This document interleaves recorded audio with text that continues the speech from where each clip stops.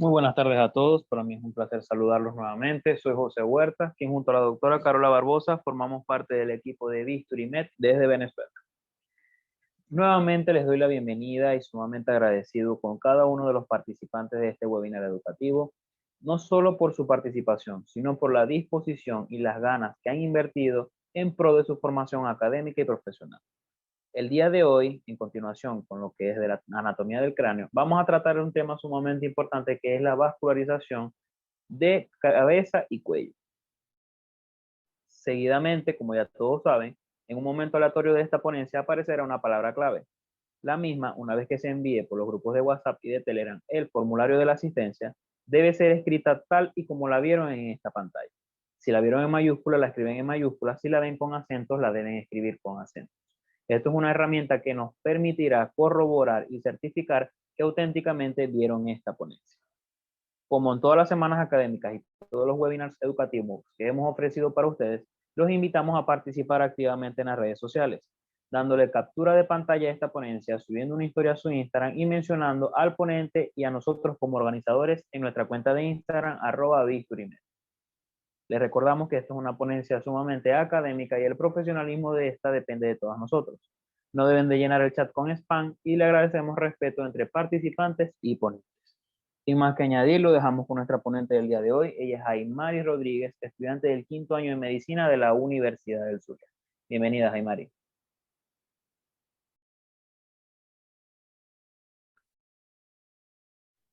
Hola, muy buenas tardes a todos. Soy Aymari Rodríguez, estudiante del 5º año de Medicina de la Universidad del Zulia y miembro ordinario de la Comunidad Estudiantil para la Difusión e Investigación de la Anatomía Humana, CELIA. Espero que todos se encuentren muy bien en la tarde de hoy y tengan a la mano papel y lápiz para anotar todos esos apuntes que ustedes consideren necesarios de la clase.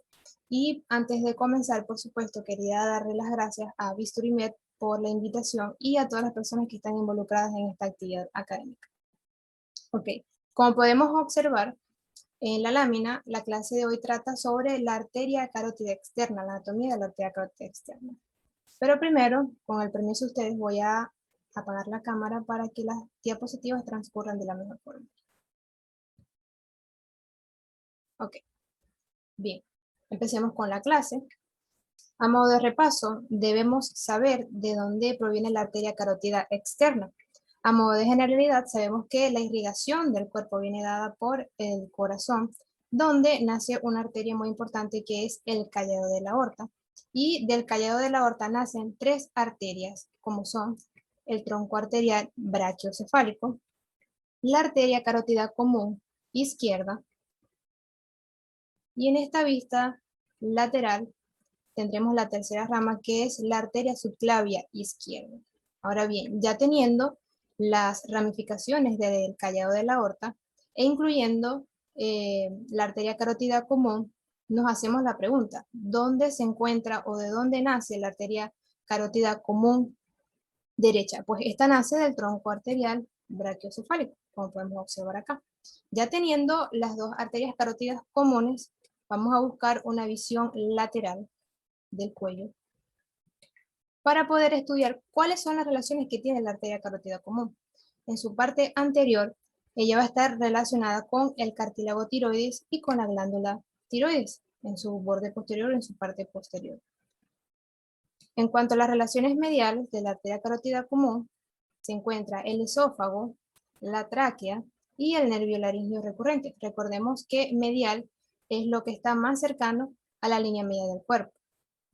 En cuanto a las relaciones posteriores, esta se va a encontrar con los músculos prevertebrales, el nervio vago y la cadena cervical simpática, que transcurre por la parte posterior de la arteria carótida común. Y en cuanto a las relaciones laterales, esta se va a encontrar con la vena yugular interna, el esternocleidomastoideo y los músculos infraoideos. El músculo esternocleidomastoideo él tiene una ubicación anterolateral con respecto a la arteria carótida común. Bien, ya conociendo las relaciones de la arteria carótida común, sabemos que ella sigue ascendiendo hasta llegar al punto donde se bifurca.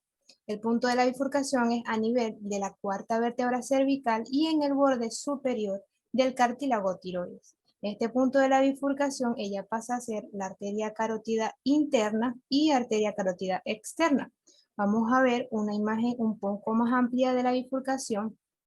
Y en este punto es importante destacar que nos vamos a encontrar con estructuras anatómicas importantes, como lo son en el inicio de la bifurcación, exactamente hacia la arteria carótida interna, nos vamos a encontrar con una pequeña dilatación que es denominado el seno carotidio. En el seno carotidio se encuentran receptores nerviosos que van a detectar los cambios en la presión arterial e incluso en el aumento o la disminución de la frecuencia cardíaca. Otra estructura anatómica que nos vamos a encontrar en la bifurcación va a ser el cuerpo carotidio. El cuerpo carotidio se encuentra en la parte interna de la arteria carótida externa y la arteria carótida interna. A diferencia del seno carotidio, el cuerpo carotidio tiene quimiorreceptores, los cuales pueden medir las concentraciones tanto de oxígeno como de CO2 en el cuerpo. Bien, otra parte importante de esta zona donde se encuentra la bifurcación de la arteria carótida común en arteria carótida interna y externa es el denominado triángulo de Faraveo, el cual está conformado por la parte posterior, en su parte posterior, perdón, nos vamos a encontrar con la vena yugular interna hacia la parte anterior, su afluente, que es el tronco tirolingofaringofacial, y en su parte superior o techo nos vamos a encontrar con el nervio hipogloso. En este punto es importante ya que los cirujanos, al momento de buscar la arteria carótida, tanto interna como externa en su bifurcación, primero buscan el triángulo de Faraveu para poder acceder a estas arterias y en caso de una emergencia hacer una ligadura de la arteria carótida externa, por ejemplo. Vamos ahora con la arteria carótida externa. Como bien sabemos, el inicio de esta arteria es a nivel de C4 y en el borde superior del cartílago tiroides. Ella sigue ascendiendo, la cual se hace medial, es decir, ella asciende mientras se acerca a la línea media del cuerpo, hace una curvatura la cual se vuelve medial. Seguirá ascendiendo para pasar por la parte posterior del músculo digástrico. En este caso, en el borde, en la parte posterior del músculo digástrico, en su porción posterior. Esta arteria sigue ascendiendo hasta llegar al punto donde se bifurca en sus dos ramas terminales, que posteriormente estaremos hablando de ellas. El punto de la bifurcación se encuentra exactamente en la parte posterior del cuello del cóndilo de la mandíbula y dentro de la glándula parótida. Es decir, que la finalización de la arteria carótida externa en sus dos ramas terminales es dentro de la glándula parótida. Acá les traigo una imagen para que puedan observar mejor cómo se bifurca la arteria carótida externa en sus dos ramas terminales dentro de la glándula parótida y en la parte posterior del cuello del cóndilo de la mandíbula.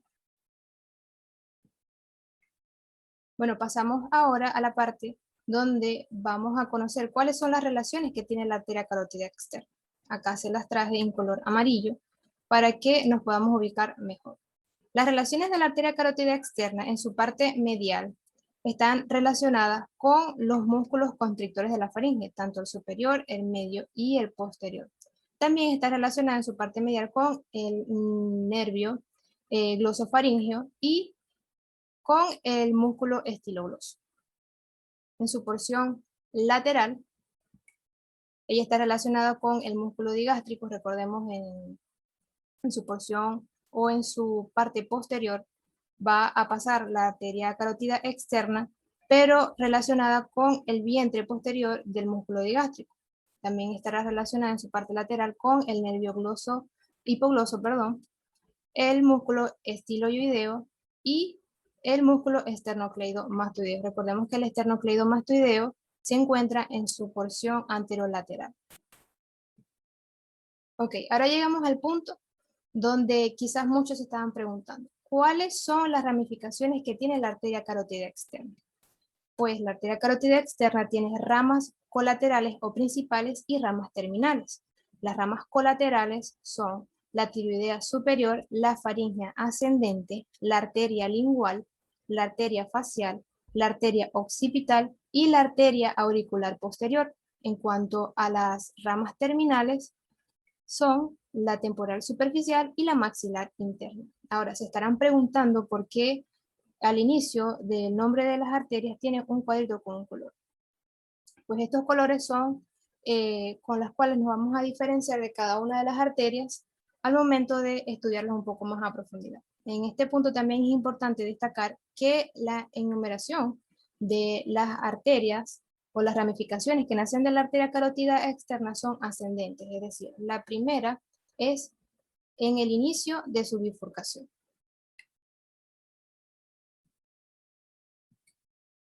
Vamos a comenzar con la arteria tiroidea superior. Acá tenemos una vista lateral donde podemos apreciar la arteria. La arteria tiroidea superior nace desde la cara anterior de la arteria carótida externa y ella, al momento de nacer, asciende para luego descender y ubicarse en la parte superior de la glándula tiroides. La arteria tiroidea superior nos dará varias ramas. La primera rama es la arteria infraioidea.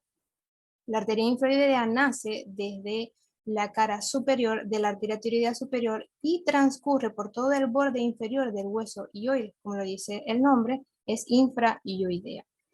La segunda rama es la arteria laríngea superior. La arteria laríngea superior penetra o se introduce por la membrana tiroidea para irrigar a las estructuras que se encuentran dentro de la laringe.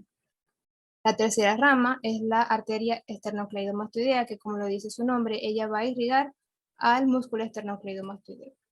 La cuarta rama de la arteria tiroidea superior es la arteria cricotiroidea. Esta arteria va a irrigar a los músculos cricotiroideos y a la membrana cricotiroidea.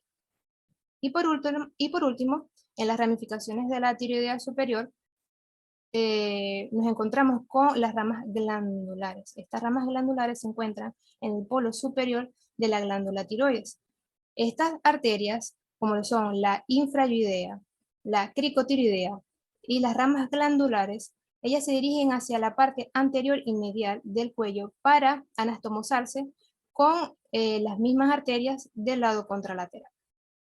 Ahora, ¿cuáles son las estructuras que irrigan la tiroidea superior? Pues estas son el músculo tiroideo, las estructuras internas de la laringe. Recordemos que esas están irrigadas por la arteria laríngea superior, el músculo esternocleidomastoideo, el músculo o los músculos cricotiroideos y la glándula tiroides en su porción superior.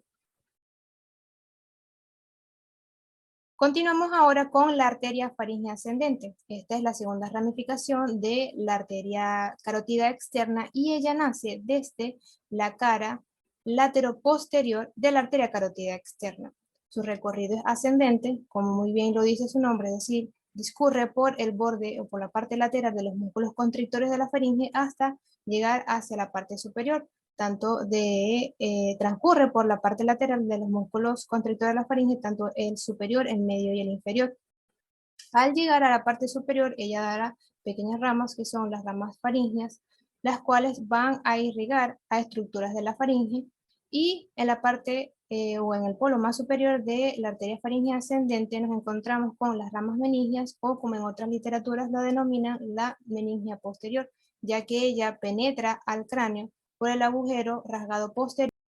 Las estructuras que irriga la arteria faríngea ascendente son los músculos constrictores de la faringe, tanto el superior, el medio y el inferior, al músculo estilo faríngeo, al paladar, las amígdalas, la trompa de Eustaquio y las meninges en la fosa craneal posterior. Recordemos que tenemos la arteria meningia posterior o ramas meningias. Pasamos ahora a la tercera rama, que es la arteria lingual.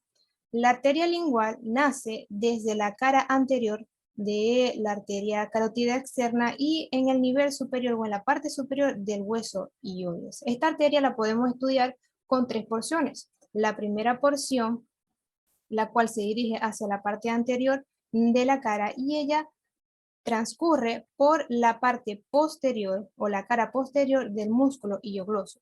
En la parte posterior del músculo hiogloso se va a encontrar la segunda porción de la arteria lingual. Luego ella transcurre y se dirige hacia la parte anterior de la cara o de la lengua en este caso, y la tercera porción igualmente nace o sale desde la cara posterior del músculo hiogloso.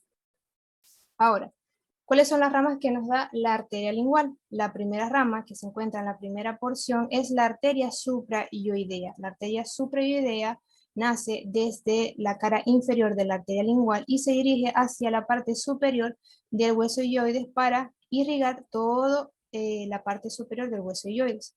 La segunda rama es la arteria dorsal de la lengua.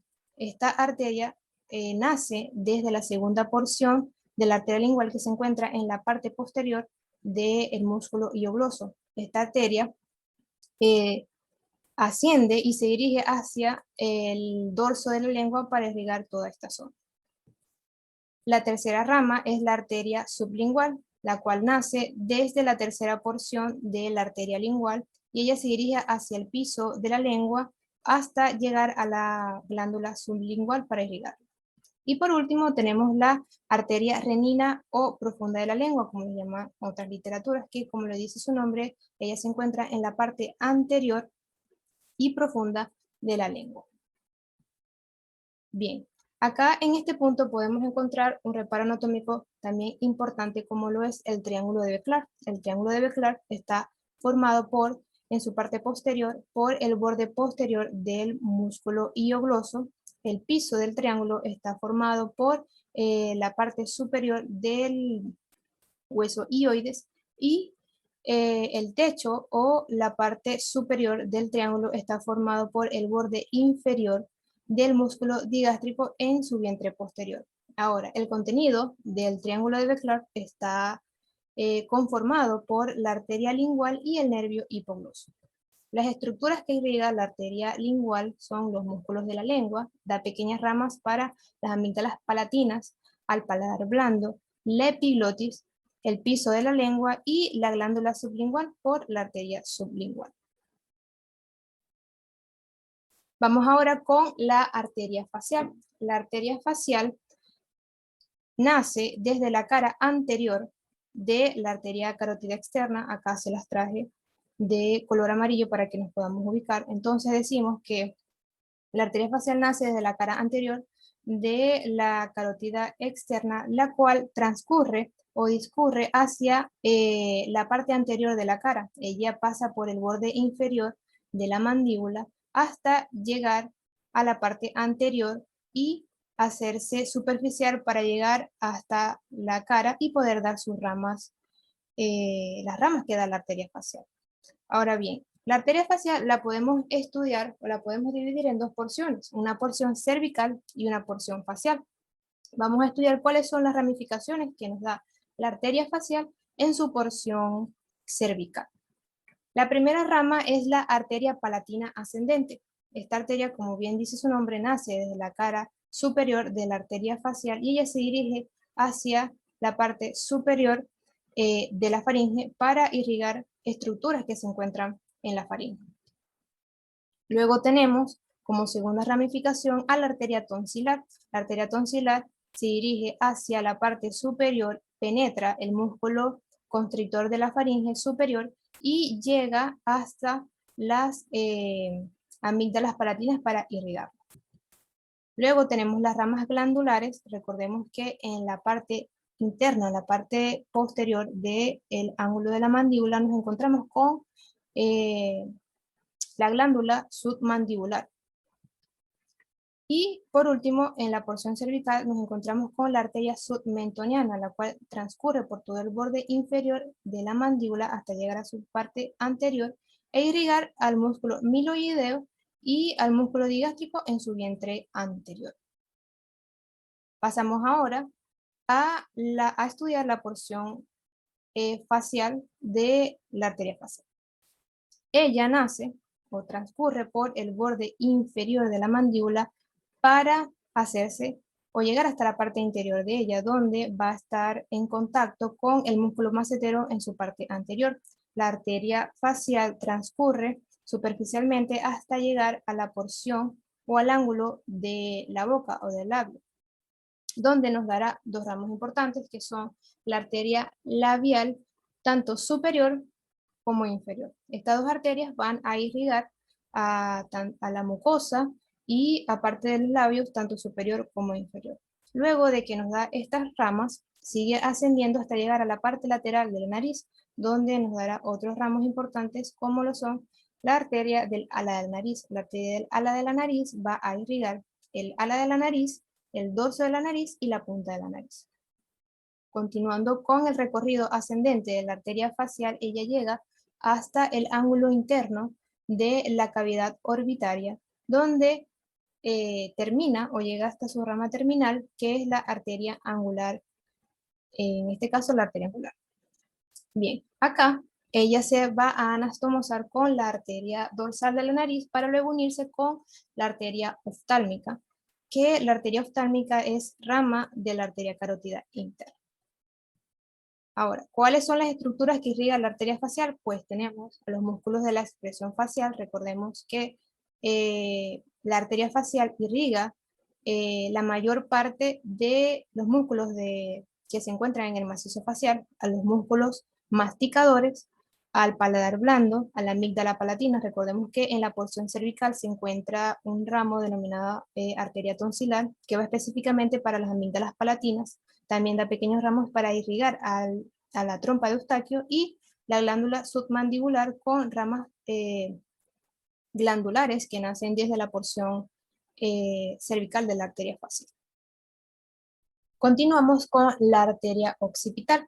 La arteria occipital nace desde la cara posterior de la arteria carótida externa, exactamente al mismo nivel donde nace la arteria facial. Recordemos que la arteria facial nace desde la parte anterior de la arteria carótida externa y en este caso la arteria occipital nace desde la parte posterior de la carótida externa. Algo muy particular que tiene la arteria occipital es que va o asciende en conjunto con el nervio hipogloso. Al inicio o en la primera porción de la arteria occipital, ella es medial al nervio hipogloso.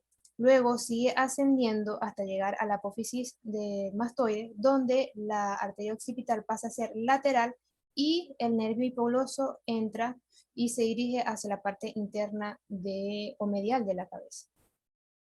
Esta arteria la podemos estudiar en tres porciones. Una primera porción que se encuentra en la parte anterior del músculo esternocleidomastoideo, que ya posterior le estaré mostrando. Luego tenemos la segunda porción, esta sigue ascendiendo y va a estar cubierta por el músculo esternocleidomastoideo, como podemos observar. Luego ella sigue su camino hacia la parte posterior y occipital de la cabeza. Entonces tenemos que esta arteria tiene tres porciones. Una anterior que se encuentra anterior del músculo esternocleidomastoideo, la segunda porción que se encuentra cubierta por el esternocleidomastoideo y la tercera porción que se dirige hacia la parte posterior de la cabeza. La primera rama que nos da la arteria occipital es la arteria esternomastoidea. Esta arteria va a irrigar al músculo esternocleidomastoideo. La segunda ramificación que nos da la arteria occipital es la arteria estilomastoidea, la cual penetra por el agujero foramen estilomastoideo para llegar a la porción de la caja timpánica e irrigar estas estructuras. Luego nos encontramos con las ramas meningias, las cuales van a penetrar o van a entrar al cráneo por el agujero mastoideo. Esta arteria también le dará o le aportará irrigación a las celdillas mastoideas.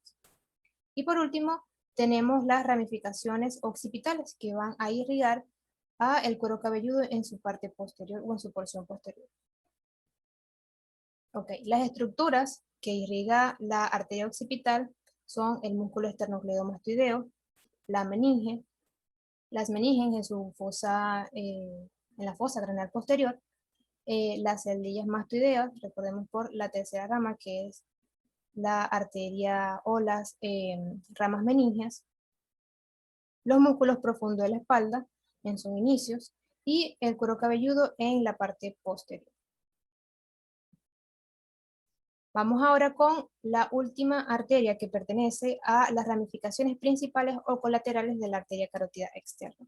Acá podemos ver que tenemos la arteria auricular posterior, la cual nace desde la cara posterior de la arteria carótida externa y ella transcurre y asciende por el borde superior del músculo digástrico en su vientre posterior. Ella nace de la parte posterior, continúa su camino, se dirige hacia la parte superior y discurre por el borde superior del músculo digástrico.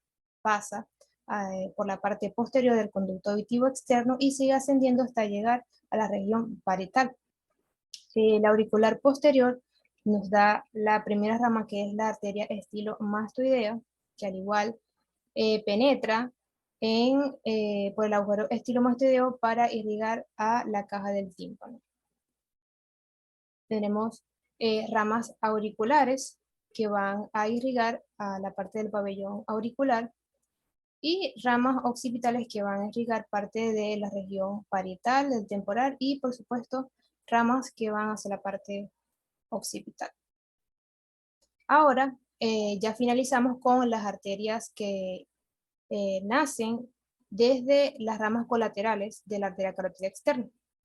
Entramos ahora en las ramas terminales de la arteria carótida externa y la primera o una de las ramas terminales es la arteria temporal superficial. Recordemos que estas arterias inician o nacen en la bifurcación que se encuentra en la parte posterior del cóndilo de la mandíbula y a nivel o dentro, mejor dicho, de la glándula parótida. ¿Ok? Esta arteria nace dentro de la glándula parótida y, por supuesto, tiene un recorrido ascendente, la cual atraviesa o pasa, luego de que nace, perdón, desde la glándula, la glándula parótida. Ella transcurre por la parte posterior del arco cigomático y por la cara anterior del conducto auditivo externo. La arteria temporal superficial asciende hasta llegar a la región parietal y temporal, donde irrigará esta región anatómica. La primera rama que nos da la temporal superficial es la arteria transversa facial, o como lo llaman en otras literaturas, la arteria facial transversa. Ella va a transcurrir por el borde superior del arco cigomático para pasar por la parte posterior en la región infratemporal. Luego ella se dirige hacia la parte anterior de la cara y luego transcurre hasta llegar a la parte inferior de la cavidad orbitaria. Acá en este punto ella se va a anastomosar con una arteria que posteriormente les estaré comentando. La segunda rama que nos da la temporal superficial es la arteria temporal media. Ella nace desde la cara anterior de la temporal superficial y se dirige hacia la región temporal para irrigar al músculo temporal en su porción profunda. Y por último tenemos las ramas terminales de la arteria temporal superficial, que serían ramos anterior y ramos posterior. Las estructuras que irrigan la arteria temporal superficial son la glándula parótida, el conducto de esteno, el músculo macetero, parte del oído externo, lateral y anterior, el músculo temporal, la fosa temporal y la fosa parietal. Continuamos ahora con la última ramificación de la arteria carótida externa, que en este caso es la arteria maxilar interna. La arteria maxilar interna, recordemos que nace en la bifurcación dentro de la glándula parótida. Ella en su inicio se hace o se va hacia la parte interna medial del cuerpo para luego continuar su camino hasta la parte anterior de la cara, hacia la parte anterior de la cara, y ella transcurre por la fosa infratemporal para pasar por la fisura pterigomaxilar y entrar a la fosa pterigopalatina, donde dará su última rama o la rama terminal de la arteria maxilar interna, que es la arteria esfenopalatina. la cual penetra por el foramen o el agujero esfenopalatino. Bien, acá les traje una imagen un poco más esquemática de la arteria maxilar interna, en donde podemos observar sus ramificaciones. En este punto podemos dividir a la arteria maxilar interna en 3 porciones. Una primera porción en donde se encuentran 4 ramas colaterales que ascienden y nacen desde la cara superior de la arteria maxilar interna. Y tenemos una ramificación o una rama colateral que desciende y es inferior. En la segunda porción vamos a encontrar 2 ramas colaterales, las cuales ascienden, y 3 ramas que descienden. En la tercera porción de la arteria maxilar interna, nos encontramos con que tenemos una ramificación que desciende, otra rama que se dirige hacia la parte anterior, la siguiente ramificación se dirige hacia la parte superior, 2 que toman la dirección hacia la parte posterior de la cabeza y una que se vuelve o se dirige hacia la parte inferior. Ya conociendo las 3 porciones de la arteria maxilar interna o cuáles son estas ramificaciones, vamos a estudiar un poco más profundo las porciones de la arteria maxilar interna. Bien, en la primera porción de la arteria maxilar interna tenemos su primera ramificación, que es la arteria auricular profunda. La arteria auricular profunda, recordemos que nace desde la cara superior de la arteria maxilar interna, la cual es ascendente y ella se dirige hacia el conducto auditivo externo para irrigar esta zona, incluyendo la cara lateral de la membrana timpánica. La segunda rama que nos da la primera porción de la arteria maxilar interna es la arteria timpánica anterior. La arteria timpánica anterior igualmente es ascendente y penetra o transcurre por la fisura petrotimpánica para irrigar la cavidad timpánica, incluyendo la cara medial de la membrana timpánica. Luego tenemos a la arteria meningia media, que igualmente es ascendente, se dirige hacia la parte interna de la cabeza y entra hasta llegar a la fosa craneal media, donde va a irrigar a la dura madre de la fosa craneal media. Luego continuamos con la cuarta ramificación de la primera porción, la cual es la arteria meningia accesoria. La arteria meningia accesoria penetra al cráneo, a la fosa craneal media, por el agujero oval y esta va a irrigar específicamente al ganglio del trigemio. Por último, en la primera porción de la arteria maxilar interna, nace la arteria alveolar inferior. Ella nace desde la parte inferior y desciende por la parte interna o por la parte posterior de la mandíbula, donde dará un ramo, la cual es la rama miloioidea, y luego la rama de la arteria alveolar inferior transcurre por el canal mandibular para llegar hasta la parte anterior de la mandíbula. La arteria alveolar inferior va a irrigar a las piezas dentales de la parte inferior, pero en su porción posterior. Acá tenemos una imagen donde podemos apreciar que la rama alveolar inferior emerge desde el agujero mentoniano, dando su rama mentoniana. Bien, ya conociendo la primera porción de la arteria maxilar interna, vamos ahora con la segunda porción de esta arteria, la cual se va a encontrar en la fosa pterigomaxilar. La primera ramificación que nos da la segunda porción de la arteria maxilar interna es la arteria masseterina. Esta arteria nace desde la parte inferior y transcurre o nace desde, como les había comentado, de la fosa pterigopalatina. Ella transcurre por el borde de la apófisis coronoide hasta llegar al músculo massetero y poder irrigar. Luego nos encontramos con la arteria temporal anterior, y la arteria temporal posterior. Estas dos arterias son ascendentes y se dirigen hacia la parte superior de la cabeza para irrigar al músculo temporal, tanto en su porción anterior como en su porción posterior. Luego tenemos la arteria pterigoidea, la cual va a irrigar al músculo o a los músculos pterigoideos.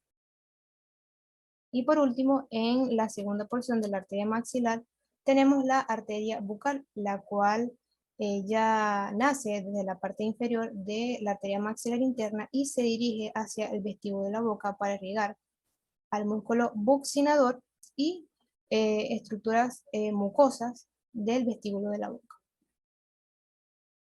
Bueno, llegamos a la última porción de la arteria maxilar interna, que también es denominada porción pterigopalatina, ya que se encuentra en la fosa pterigopalatina. Antes de llegar o ascender hasta el agujero esfenopalatino, la arteria maxilar interna nos da algunas otras ramas, las cuales son la arteria postero-superior o también denominada arteria alveolar superior. Ella transcurre a través de la fisura pterigopalatina para irrigar a los últimos molares en su porción superior. Luego continuamos y nos encontramos con la arteria infraorbitaria. La arteria infraorbitaria llega hasta la fosa orbitaria en su parte posterior para introducirse por el agujero infraorbitario y nacer o emerger en la parte anterior del hueso malar. Acá yo les había comentado que en esta zona había una anastomosis importante. Esta anastomosis está realizada o está conformada, mejor dicho, por la arteria facial transversa o transversa facial que emerge desde la arteria temporal superficial. Ella transcurre por la parte inferior, perdón, por la parte posterior del arco cigomático hasta llegar a la zona donde se va a anastomosar con la arteria infraorbitaria. Esta arteria va a irrigar a las mejillas, el labio superior, la nariz y el párpado inferior. Ok. Acá les traje una imagen que seguramente se van a asustar porque no van a estar ubicados, pero ya los voy a ubicar. Acá tenemos el hueso esfenoides, la cavidad orbitaria. Tenemos al hueso palatino y esta sería la cavidad nasal. Esta porción de acá nos muestra las narinas, los cornetes inferiores y el hueso etmoides acá. Bien. Tenemos la tercera porción de la maxilar interna. Acá podemos observar que va a llegar hasta su punto donde termina la arteria maxilar interna y da su rama terminal, que es la arteria esfenopalatina, que ya estaré hablando de ella. Ok, en la fosa pterigopalatina, acá tenemos una imagen de otra perspectiva de la arteria alveolar posterior superior o superior posterior y la arteria infraorbitaria. Vamos ahora con la siguiente arteria, que era la que les estaba mencionando, la arteria palatina ascendente. Esta nace, por supuesto, desde la fosa pterigopalatina y dará dos ramas, la arteria palatina mayor y la menor, las cuales van a irrigar al techo del paladar duro, el paladar blando, va a irrigar encías y el tabique nasal. Luego tenemos la arteria esfenopalatina, como les había comentado, es la rama terminal de la arteria maxilar interna. La arteria esfenopalatina entra o atraviesa el foramen esfenopalatino para poder llegar hasta la cavidad nasal en su parte interna. La arteria esfenopalatina y la palatina descendente, ellas se anastomosan para irrigar a los senos y parte de la cavidad nasal, los senos paranasales, maxilares, esfenoidales, frontales y los cornetes y por supuesto el tabique nasal. Para finalizar tenemos la arteria faríngea, que ella se dirige hacia la parte posterior donde va a irrigar la nasofaringe. Y por último, la arteria del conducto pterigoideo, que ella transcurre hacia la parte posterior y atraviesa el conducto pterigoideo en conjunto con el nervio pterigoideo. Bien, para finalizar, ¿cuáles son las estructuras que irrigan la arteria maxilar interna? El conducto auditivo externo, la membrana timpánica, la articulación temporomandibular por la rama masseterina, el ganglio del trigémino, recordemos por la arteria meningia accesoria, el músculo miloideo, recordemos que venía dando un ramo de la arteria alveolar inferior, los dientes inferiores, el músculo temporal, la fosa infratemporal, los senos que se encuentran en la cavidad o en el macizo facial, los dientes superiores por la arteria alveolar superior, las encías, la piel infraorbitaria, el paladar, el techo de la faringe y la cavidad nasal. Y bueno, ya para finalizar, les dejo una frase de mi profesor de anatomía y tutor de la carrera, que dice, cuando nace un nuevo ser humano, nace una nueva anatomía y nace un nuevo cirujano. Adela Laguardia. Muchísimas gracias por la invitación y espero que la clase de hoy les sirva y aprendan un poco más o comprendan un poco más la arteria carótida externa. Gracias.